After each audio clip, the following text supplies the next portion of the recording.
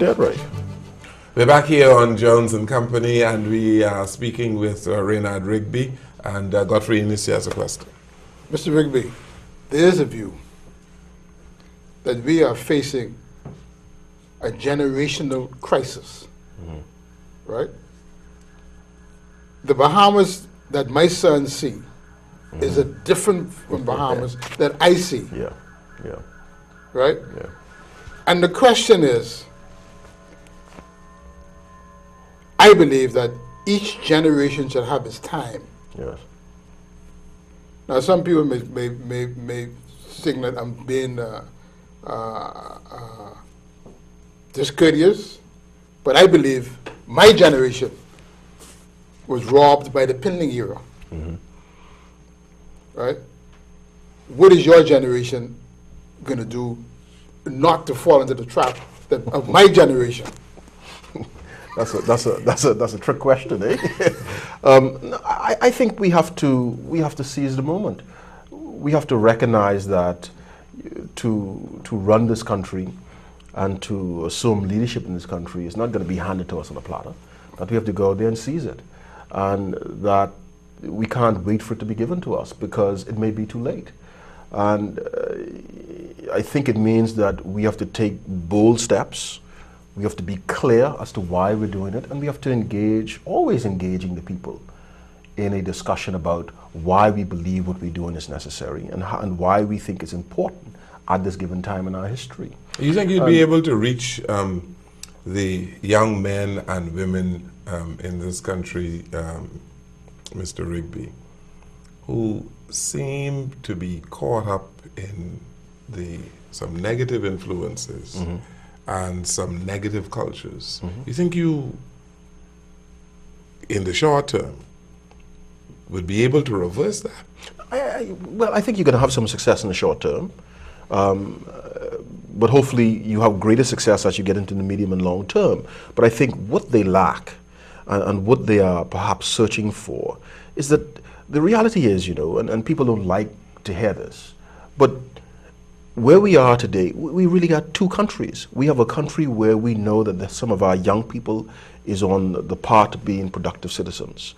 And we have another country where people are so disillusioned, have been so dispossessed of what they believe they're entitled to, have been left out of the equation, that they are fighting and demanding and searching for where there's attention, whether it's turning to these negative influences, the rest of it. We as a people have to find the most productive way in the shortest possible time to reach out to them. And it's not just a responsibility that I think we could leave to the government. We have to place responsibility to the parents because, like I said in the blueprint, the family structure in the Bahamas is under attack, right? How do we then go about restoring the kind of strength in Bahamian men that we know they had in the days gone by? And by and large, we've become a society which is focused on the over-feminization of our institutions. And so I think we have to find a way as a people to ensure that whilst we promote females who are obviously doing well in schools, that we identify young males and males, period, to inspire them to take the kind of leadership role that they must take to ensure that not only we have strong family structures, but to ensure that our country is in safe hands. You talking about affirmative action for men? I'm talking about ensuring that men are not marginalized. Do you think the problems that we face today, Mr. Rigby, that those problems are beyond the capacity of those people who now occupy high office? I have seen over the past maybe 10 years or so, and for that time I've been perhaps consumed by politics in terms of looking at the programs, looking at what politicians do, looking at what prime ministers do, and there appears to be this unwillingness on both political sides to make the tough decisions that we know we must make. Politicians are focused on winning elections. They're not focused on governing the Bahamas. And so in my experience, they're gonna take the safe road, which gonna do the least bit of damage to ensure that they get elected the next time, and that's not good for our country, because the fact that we could be talking and trying to justify the goodness of a D+ average, right, and trying to get our country to believe that, or to recognize that a D average is like a C average in the days when I went to school. Well, I mean, for me, it's beyond that. I think we have to recognize, for instance, that if there is one student who passes through any of our schools at the age of 17 or 18 and who can't read, can't write, right, can't do basic arithmetic, that we are failing them, that we are failing the future of our country. So Godfrey's generation has failed us? Well, to some extent. Yeah, well, Godfrey's answer, to some extent, and I endorse that. Because, and Godfrey's right, you know. So Godfrey's generation lacked the vision? Godfrey's generation had the vision. Had it? Had. And they did Lost it? And they did what they could have done in the era in which they were relevant. You sure? Perhaps. They're no longer relevant, I think. And this is the point that Godfrey's making. He's in the generation just under Sir Lyndon, you know, not Sir Lyndon's generation. I'm with you. That's the following one. I'm with you. That's his generation. But he makes the point, too, that there is a generational tuffle going on, that the present leadership, if I understood him correctly, is really now on borrowed time, because they're borrowing from perhaps my generation or the generation just ahead of me. And when you look at leaders across the world, and I've been following this debate in the UK about Gordon Brown and looking at the Conservative leader, Mr. Cameron, and the fact that you could have this, and I say to myself, right, can you imagine in the Bahamas the PLP or the FNM having a discussion about whether that, in a public way, whether that leader ought to retire, or whether he ought to resign, or whether he ought to be challenged in a public way?